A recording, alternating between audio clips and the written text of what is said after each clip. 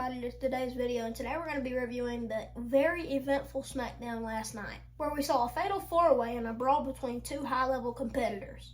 But if you are new to my channel, I post daily wrestling content, and you're never going to have enough content, and you probably won't even be able to watch everything that I post, because I post literally every single day. And if you have more questions about my schedule, it'll be in the description below. But let's just jump right into it with the show kicking off with Paul Heyman coming out and telling the WWE Universe that there is now only one tribal chief.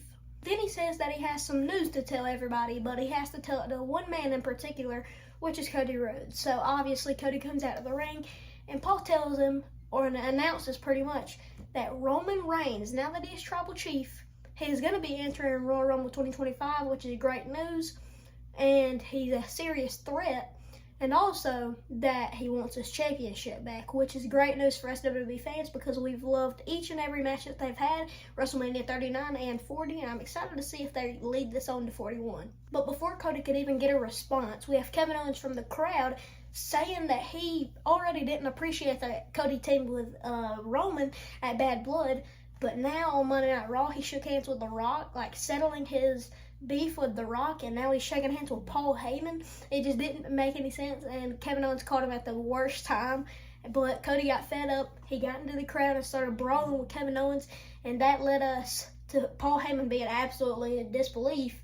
But then Jacob Fatu and Tama Tonga standing behind Paul Heyman, and they were creeping up on him. But then we saw Jimmy Uso come to fight back for Paul Heyman, and eventually we see Cody Rhodes come and help Paul Heyman too, and they overall overtake him, and that leads to Nick Aldis saying that we're going to get Cody Rhodes and Jimmy Uso versus Jacob Fatu and Tama Tonga later in the night. If this issue with Cody Rhodes and Roman Reigns at WrestleMania 41, if it actually does work out and they have a match together, it'll be perfect. But at the same time, everybody kind of knows that it's probably either going to be Cody versus John or Cody versus Rock or something around those lines. But I just don't think it'd be Roman and Cody again.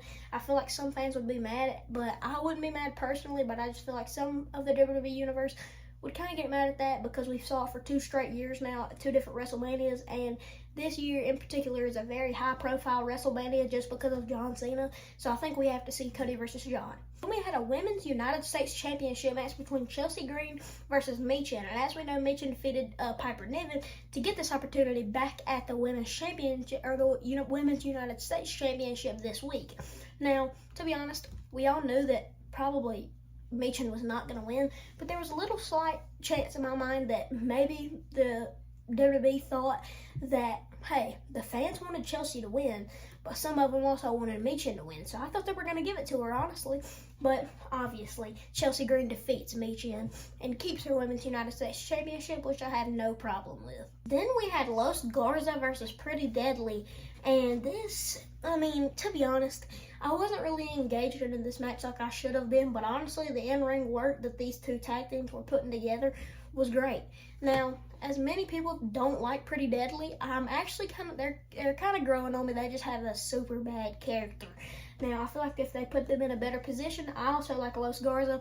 They're such good in ring, and I feel like they need to be a tag team and be a force to be reckoned with in the tag team division, but they just won't use them the right way. I don't know what they're going to do with the tag team division on Smackdown, the mid-card tag team division in 2025, but I think good things are coming up. But Los Garza defeated Pretty Deadly, and hopefully in 2025 we'll be able to see Pretty Deadly's musical, but I think that'll really bring their fan persona up where the fans will actually get behind them, but I don't know. That may just be me, but I think some people will get behind them after they do their musical, if they even get to do it. Then we had what I thought was going to be main event of the night, with that being Shinsuke Nakamura versus LA Knight for the United States Championship. And I just noticed this, saying this, that we just had both the United States Championships be defended on the same show. That is absolutely awesome.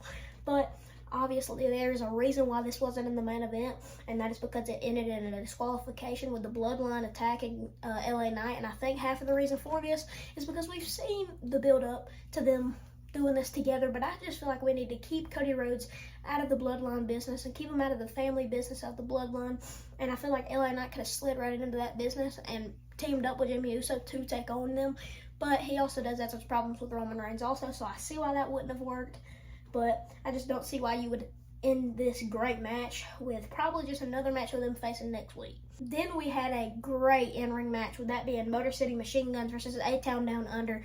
And many people have been saying that A-Town Down Under is supposed to be breaking up soon, but we also said that at WrestleMania 40. We said that after WrestleMania 40. We said that a long time ago. So now it's been a couple of months since these rumors of them breaking up, or the fans wanting them to break up, has been circling around, and I just don't see why they would break up now.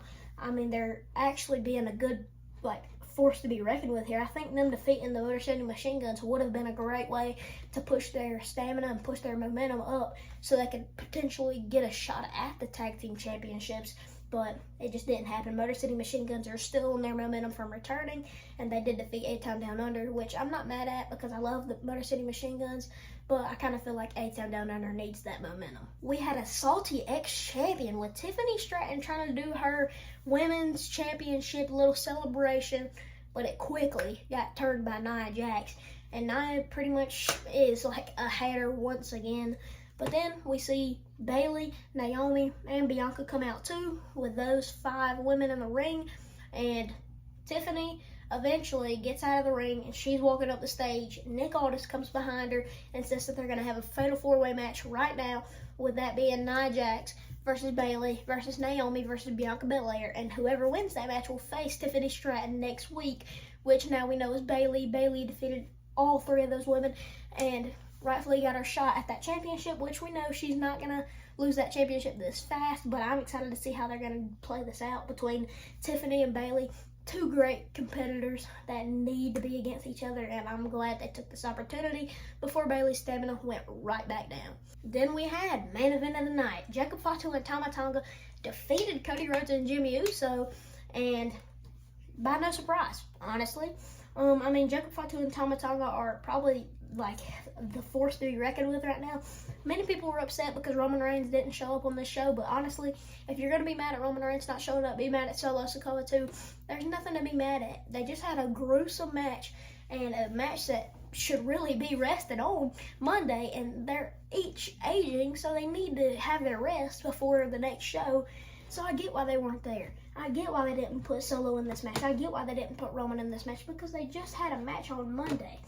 But I honestly get it. But yeah, that's pretty much it for this show. We had them defeating Cody and Jimmy. The right decision, in my opinion. I don't think we need to push Cody over with Jimmy. I don't feel like this match should have even happened anyway. So, I mean, a great use for a filler in the main event, but at the same time, we could have picked a way better usage of this. But let me know what y'all think in the comments of how they placed these cards, and let's see if they can get it better in the rest of 2025.